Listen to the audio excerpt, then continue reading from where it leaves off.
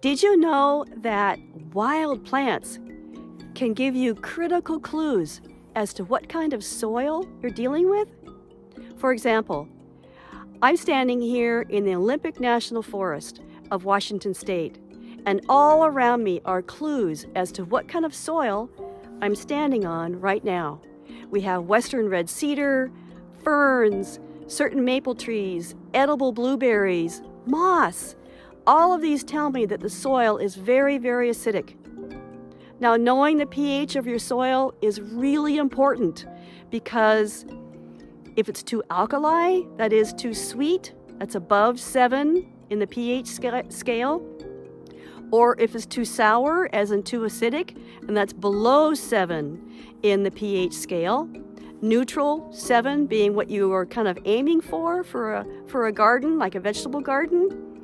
But it's important to know what your pH is because if it's too low or too sweet, like I was saying, then the nutrients, while you might have all the best nutrients on the planet in your soil, they're going to be locked up for your plants.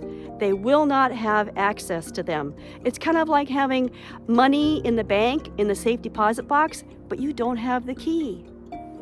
And one of the best ways to correct your soil pH is with compost.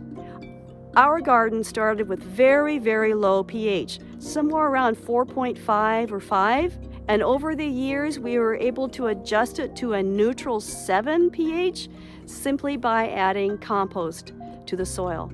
So be a citizen scientist, understand what the soil pH is for your garden, and then make the necessary adjustments to bring it up to neutral. I'm Marion Owen. I hope you have a great week. Bye for now. Cheers.